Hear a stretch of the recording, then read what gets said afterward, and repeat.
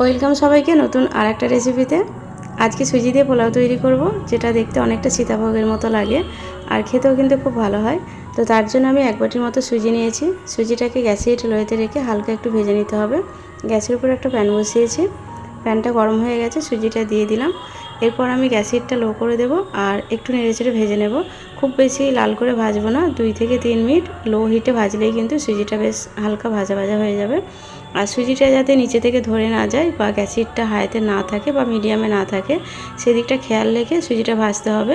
সুজি যদি খুব বেশি লাল হয়ে যায় কিংবা নিচেটা ধরা ধরা হয়ে যায়, তাহলে কিন্তু পোলাওগুলো লালচে টাইপের লাগবে বা খুব একটা খেতে ভালো লাগবে না। তো তার জন্য একটু হালকা ভেজে নিচ্ছি। ভাজা হয়ে যাওয়ার পর যে বাটিতে আমি সুজি নিয়েছিলাম ওই বাটি মেপে আমি এতে দুধ অ্যাড করব। তো যে কোনো একটা নির্দিষ্ট পাত্র রাখতে হবে, যেটা মাপটা ঠিক রাখলে কিন্তু ডোটা ঠিকঠাক তৈরি হবে। খুব বেশি পাতলা ডো তৈরি হয়ে গেলে এই পোলাওগুলো তৈরি করতে অসুবিধা হবে। তো 2 থেকে 3 মিনিট হয়ে গেছে, আমি নেড়ে চেড়ে হালকা একটু ভেজে নিয়েছি। এরপর এতে ওই বাটিটা মেপে 2 বাটির মতো দুধ দেবো। যতটা সুজি তার ডবল দুধ দিতে হবে। দুধটা দেওয়ার পর আমি কি করব, এটাকে নেড়ে ছেড়ে একটা ডো তৈরি করে নেব। আর গ্যাসেরটা কিন্তু লোয়েতে রেখে কাজটা করতে হবে, তা না হলে নিচে থেকে ধরতে শুরু করে দেবে। তো আলতো হাতে নেড়ে ছেড়ে একটা ডো বানিয়ে নিচ্ছি।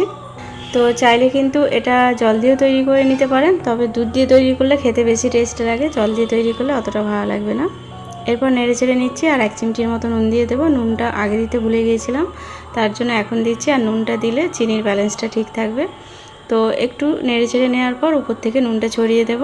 আগে দিলে নুনটা মিশে যেত, তার জন্য নুনটা চারিদিকটা একটু ছড়িয়ে দিতে হবে, কারণ আমি এটা আগে ভুলে গিয়েছিলাম। আপনারা আগেই দিয়ে নেবেন। তো এবার একটু শুকনো করে নেব আর গ্যাস হিটটা লোয়েতে রেখে কাজটা এখনও করছি। গ্যাস হিটটা মিডিয়াম করা যাবে না, কারণ এই অবস্থায় মিডিয়াম করলে নিচে থেকে একদম টাইট হয়ে ধরতে শুরু করবে। তো একটু টাইট করে নিতে হবে। টানিয়ে নেওয়ার পর এই প্যানটাকে নামিয়ে নেব। আর বাতাসের সংস্পর্শে এলে কিন্তু এই ডোটা অনেকটাই টান টাইপের হয়ে যাবে, একটা টাইট ডো তৈরি হয়ে যাবে। আর মিশ্রণটা তৈরি হয়ে যাওয়ার পর পুরোপুরি ঠান্ডা করে মাখবো না, হালকা একটু গরম থাকা অবস্থায় এটাকে মেখে নিতে হবে। হালকা একটু গরম থাকা অবস্থায় মাখলে মিশ্রণটা খুব ভালোভাবে তৈরি হবে, তা না হলে কিন্তু পুরোপুরি ঠান্ডা করে মাখতে গেলে অনেকটা সময় লাগবে আর একটু দলা দলা পাকিয়ে থাকবে।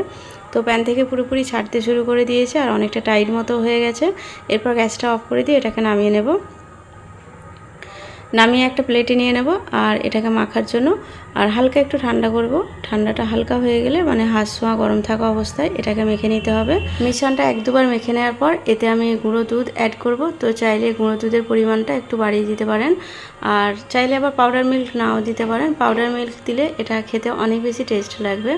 তো আমি পুরো মিশ্রণে 2 চামচের মতো পাউডার মিল্ক দিয়েছি।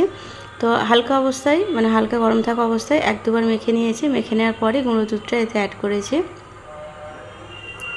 একদম ঠান্ডা করে মেখে নেওয়ার পর দিলে কিন্তু গুঁড়ো দুধটা অনেকটা গুঁড়ো গুঁড়ো মানে দলা দলা পাকিয়ে থাকবে, যেরকম লামস হয় সেরকম হয়ে যাবে। তার জন্য হালকা গরম থাকা অবস্থায় একটু এইভাবে মেখে নিতে হবে। মাখতে মাখতে হাতে একটু লেগে যাবে বা প্লেটের মধ্যে একটু লেগে লেগে আসবে, তার জন্য একটু ঘি লাগিয়ে নিতে হবে হাতে। 1 চামচের মতো ঘি 2 বারে হাতে দিয়ে একটু মেখে নেব। তাতে কি হবে, হাতেও লেগে যাবে না আর প্লেটের নিচেও লাগবে না। 1 চামচ ঘিকে আমি 2 বারে হাতে দিয়ে একটু মেখে নেব। মাখাটা যতটা স্মুথ হবে, যে পোলাওটা তৈরি হবে, পোলাওগুলো খুব ভালোভাবে তৈরি হবে। একটু সময় নিয়ে কাজটা করতে হবে।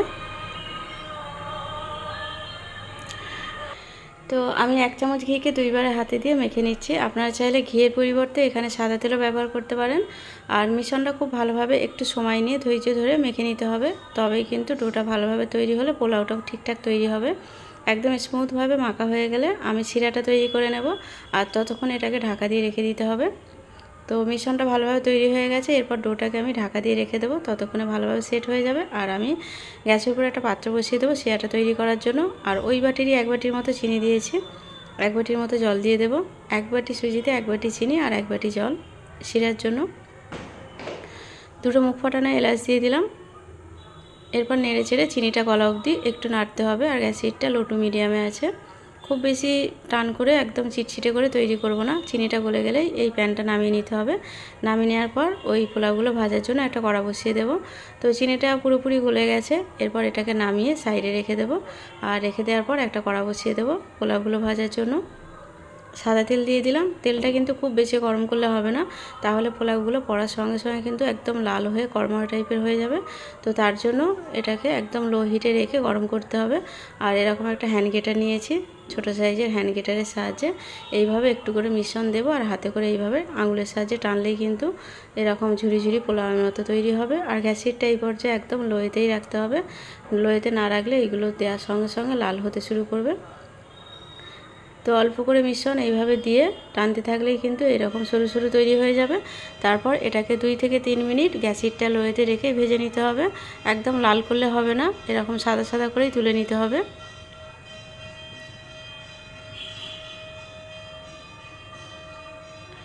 দুই থেকে 3 মিনিট লো হিটে ভেজে নেওয়ার পর এইগুলোকে তুলে নেব, তুলে একটা প্লেটে নিয়ে নেব।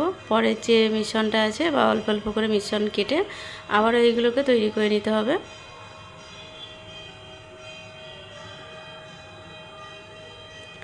সবগুলো ঠিক একইভাবে তৈরি করে নেব, আর গ্যাসেরটা লোয়েতে রেখে ভেজে এইগুলোকেও তুলে নেব। প্রথমে তেলটা যেহেতু প্রথমে কম বেশি গরম থাকে, তার জন্য প্রথমটা একটু এদিক ওদিক হলেও কিন্তু পরের ব্যাচের যে ভাজাগুলো হবে সেইগুলো ঠিকঠাক একদম ঝরঝরে টাইপেরই হবে। তো সবগুলো এইভাবে ভেজে তুলে নিচ্ছি। এরপর গ্যাসের উপর আরেকটা প্যান বসিয়ে দেবো, আর তাতে 1 চামচের মতো ঘি দিয়ে দেবো। তো এতে কিছু ড্রাই ফ্রুটস ভেজে নিতে হবে। আমার কাছে শুধু কিশমিশটা ছিল, তাই এটাই ভেজে নিচ্ছি। আপনাদের হাতের কাছে যদি কাঠবাদাম, কাজু এইসবগুলো থাকে, এগুলোকে একসঙ্গে ভেজে নিতে পারেন। তো কিশমিশটা ভেজে নামিয়ে নিয়েছি, আর শিরার মধ্যে ওই ভেজে রাখা পোলাওগুলো দিয়ে দিলাম। এইগুলোকে 2 থেকে 3 মিনিট শিরার মধ্যে রাখতে হবে এই চিনির মিশ্রণটা শোক করার জন্য। 2 থেকে 3 মিনিট পর এই মিশ্রণ থেকে তুলে নেব। আর খুব বেশি সময় ধরে রাখলে কিন্তু এগুলো অনেক বেশি নরম হয়ে যাবে। তো তার জন্য 2 থেকে 3 মিনিট এই শোক করার পর এগুলোকে তুলে অন্য প্লেটে নিয়ে নেব। ভালোভাবে এই শিরাটা শোক করে নিয়েছে, একটু হাতে চেপে দেখে নিতে হবে যে কতটা নরম হয়েছে। তো আমি একটু হাতে চেপে দেখে নিচ্ছি। এই রকম অবস্থায় আমি এই শিরা থেকে তুলে নিচ্ছি একটা প্লেটে। সবগুলো ঠিক একই রকমভাবে শোক করে নিতে হবে। তো বড় পাত্র হলে একবারে সবগুলো দিয়ে দিতে পারেন, আমি 2 বারে দিয়েছিলাম যেহেতু পাত্রটা ছোট।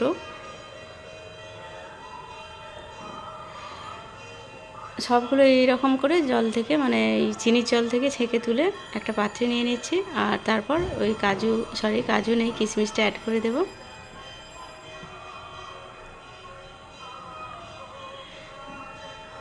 একটু রসালো টাইপের হবে, আর একটু মানে চিনির মিশ্রণ থাকবে, তবেই কিন্তু খেতে ভালো লাগবে। একদম শুকনো শুকনো করে তুলবো না। তো ভেজে রাখা কিশমিশগুলো ওপর থেকে ছড়িয়ে দিচ্ছি। তো আজকের রেসিপি এখানেই শেষ করছি।